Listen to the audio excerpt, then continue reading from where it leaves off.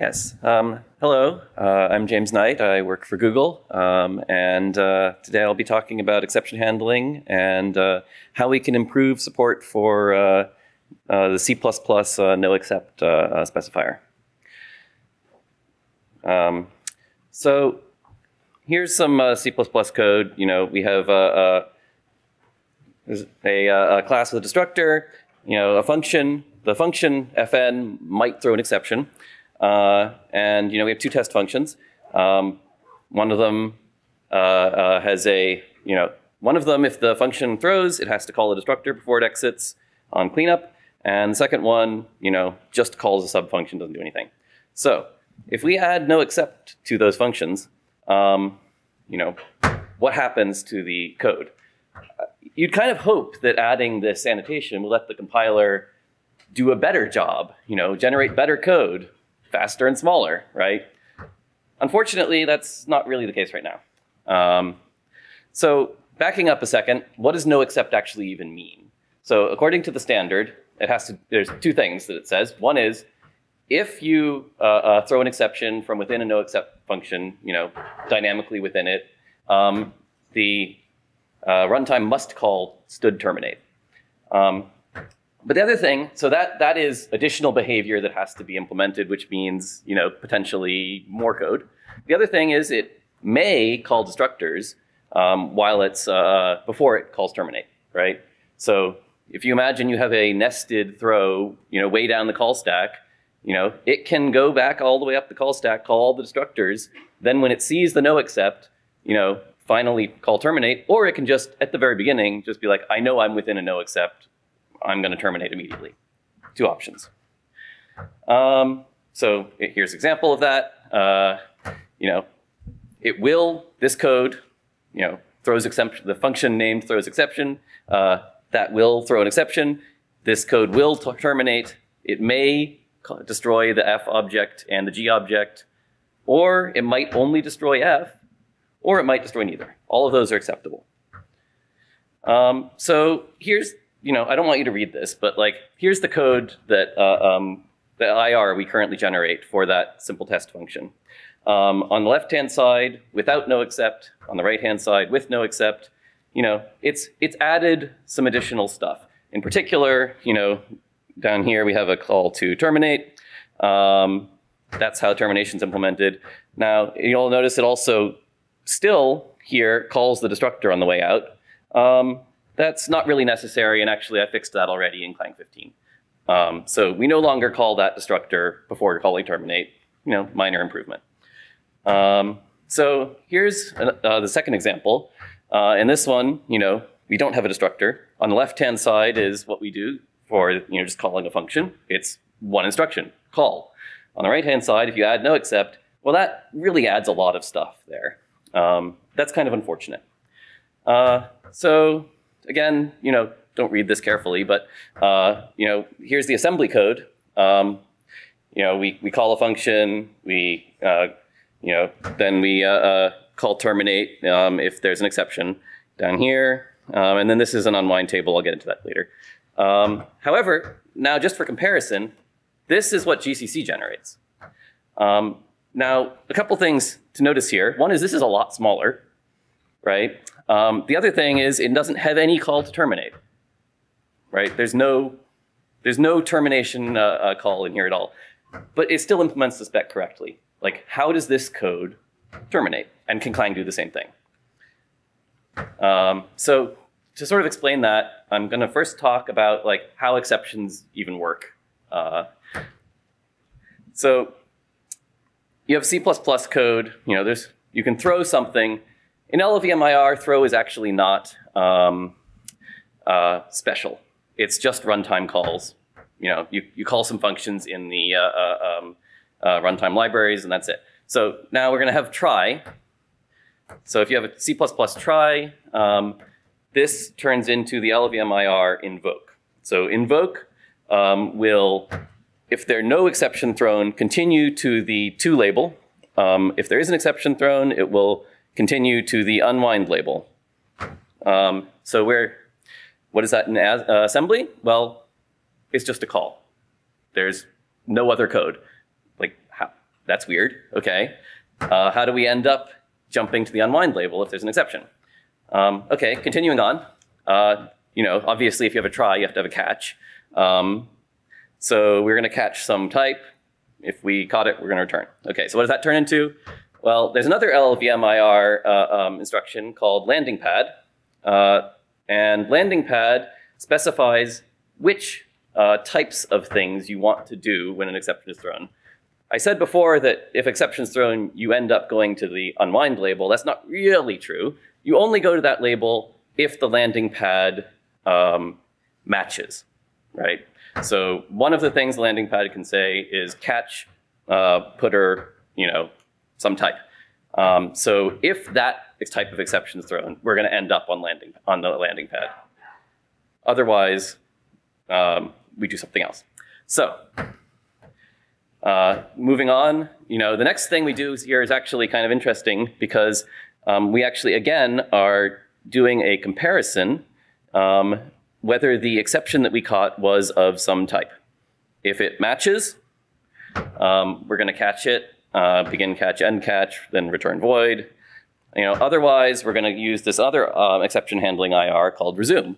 And resume says, actually, keep looking in my parent function for what to do about this exception. So now there's something interesting here, which is, I said at the beginning, the landing pad determines which things happen.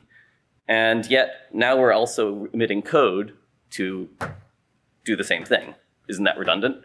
And yes, actually it is.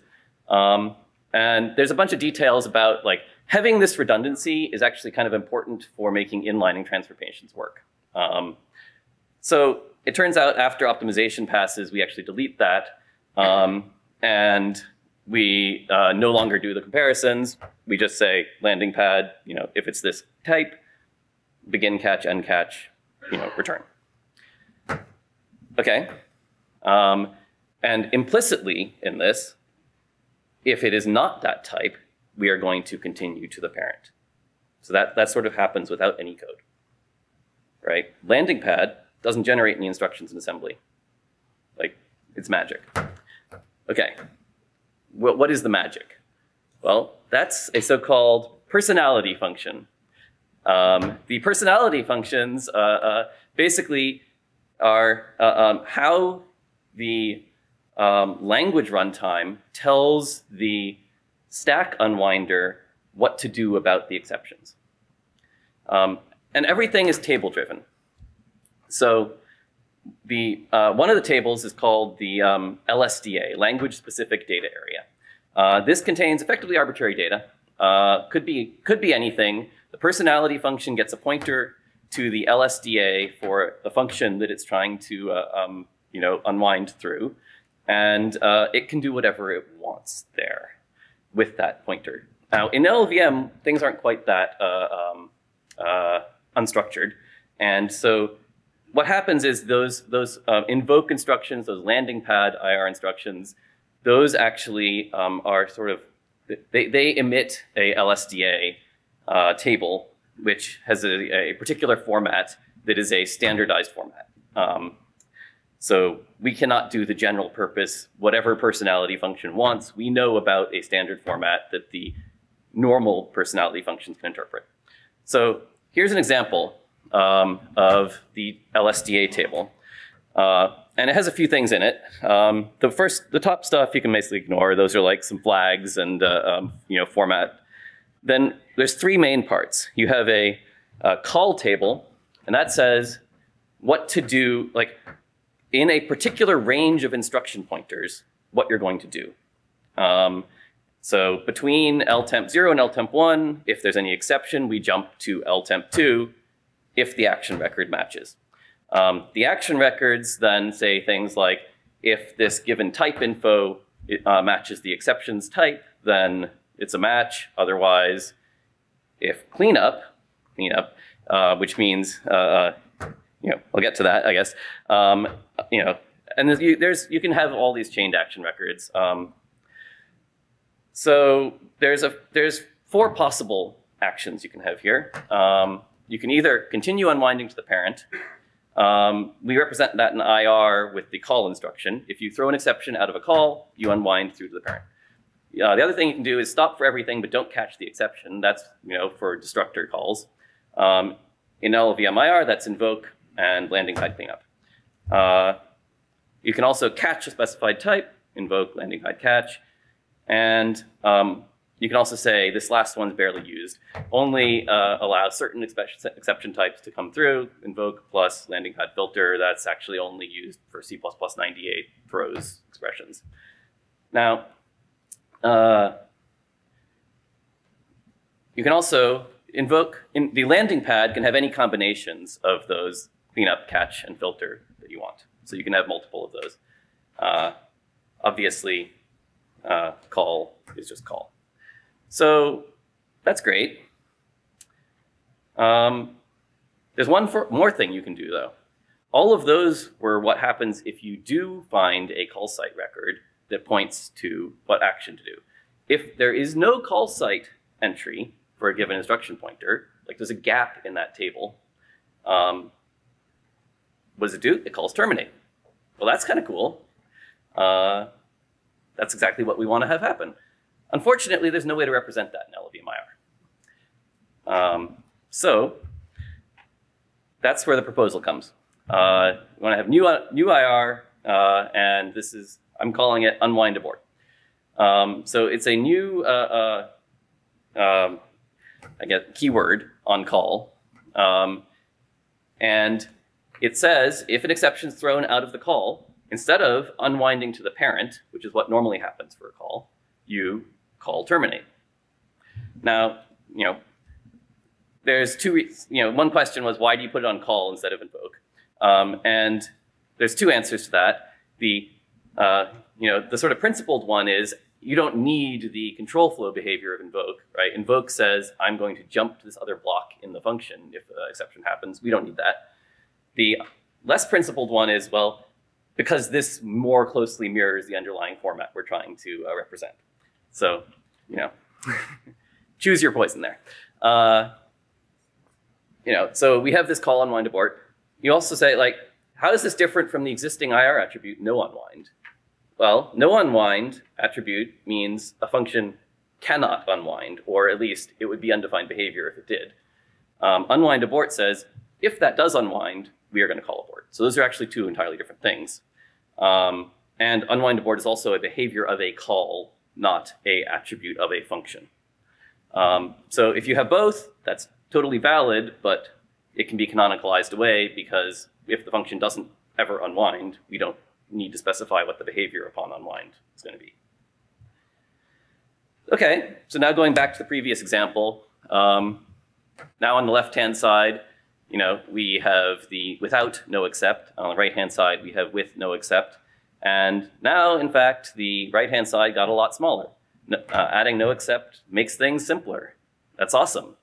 And again, for the second example, left-hand side without noexcept, right-hand side with noexcept, it's effectively the same code gen. The only thing that's really different here is we had to add a personality function pointer. You always have to have one of those if you have any exception handling sorts of IR in your function. And we added the unwind abort. So, problem solved. That looks pretty simple, right?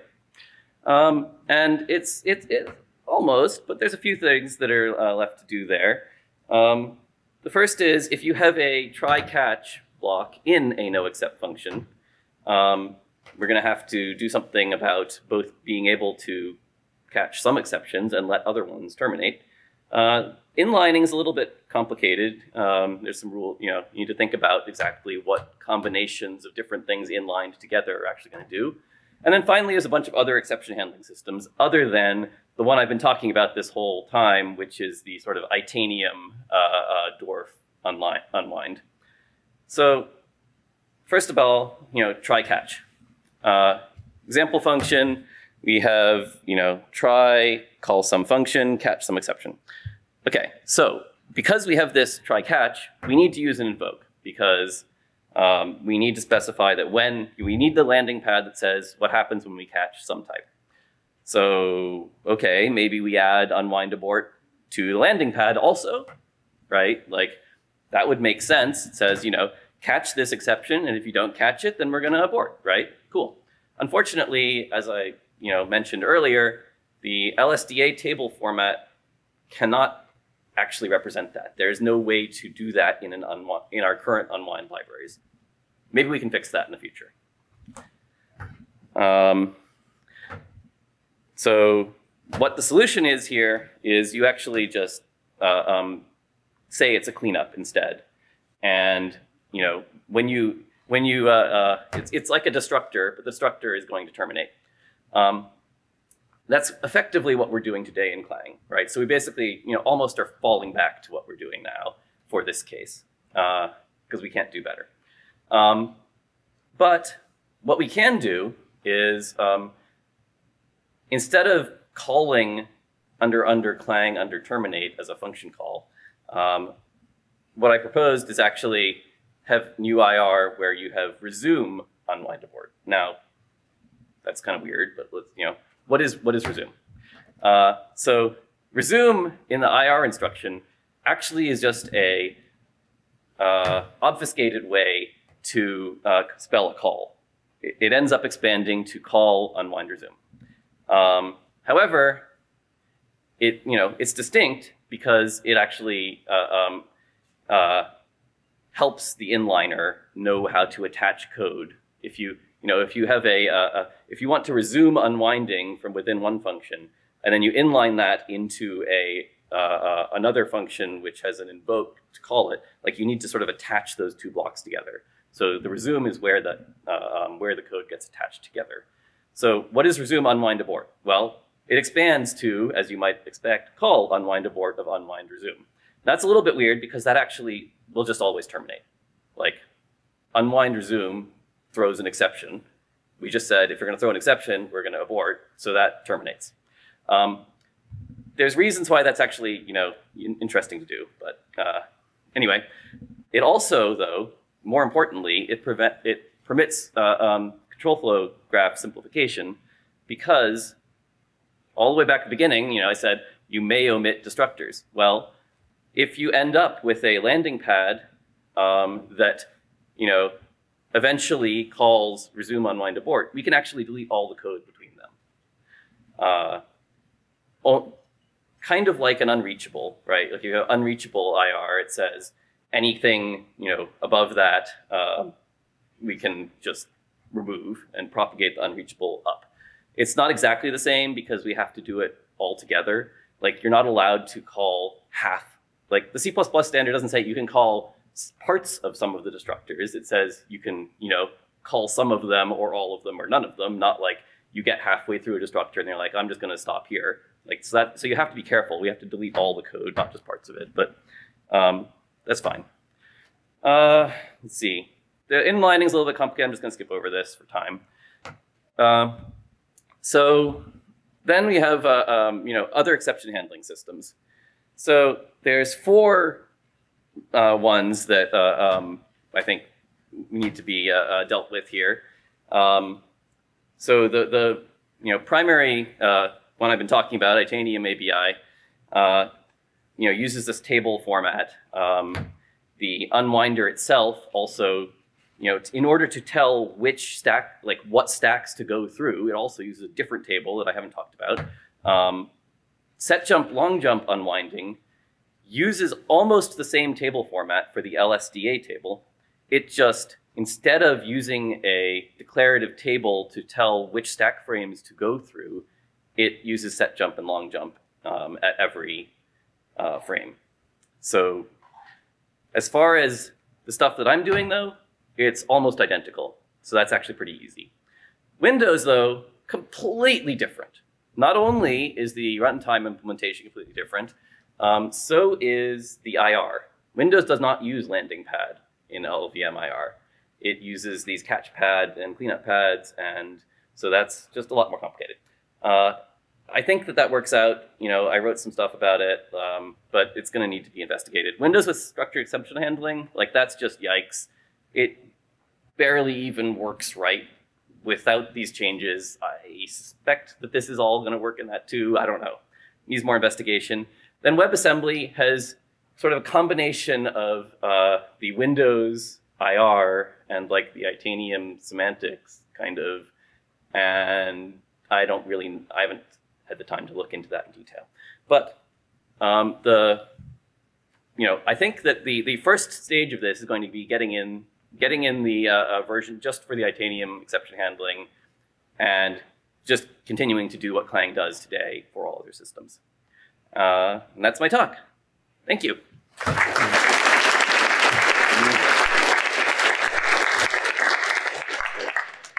So we'll have 5 minutes for questions. Please come up to the microphone if you have one. Hi. I'm here. Just curious, would that also work for an empty exception specification? I know it's deprecated now, but is it the same IR that is generated for noexcept? In C++ 17 or I forget what version they made the change, but it is an empty I think it's 14. Is now identical to noexcept. Okay. It might have been even in 11. I forget which version, but I think it's on 11. I think it was deprecated on 14. I think. Yeah. Right. One of the versions removed the requirement that it call stood unexpected, Right. and said you're allowed to call terminate instead. Okay. So Thanks.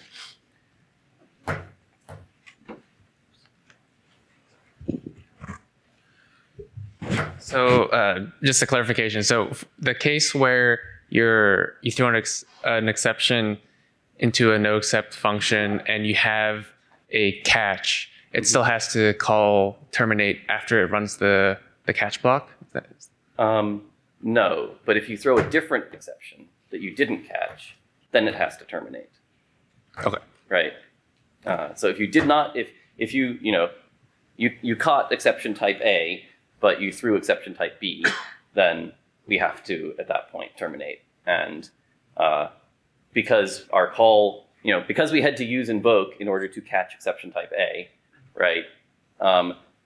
We would need to specify termination in the landing pad of that invoke, and there's no way to do that right now, which is what I meant. There's no way to do that in the underlying behavior of the runtime library, not just no way to do that in IR. So besides this change, there's a corresponding change in libunwind or something? No. Everything's the same there? Libunwind already does everything we need. Okay. This is only an IR behavior to expose existing functionality in libunwind. Okay. In all of the libunwinds, they all do this. Because I'm one of the people that have alternative personality routines for non-C++ languages and alternative LSDAs for non-C++ languages, and all that's going to stay. You're not touching any of that. I can still do all that, and whatever way I do it. If your personality function is used for C++, it's not. Okay. I have a Fortran one, a Pascal one, a COBOL one. Yeah. Then you don't have noexcept. No. Anyway. I don't. So you can, if you wanted to, you would have to define the behavior of what unwind abort means in your personality LSD if you wanted to, or just say I never. It's only going to come from Clang. Yeah. So I don't care. Exactly. Okay.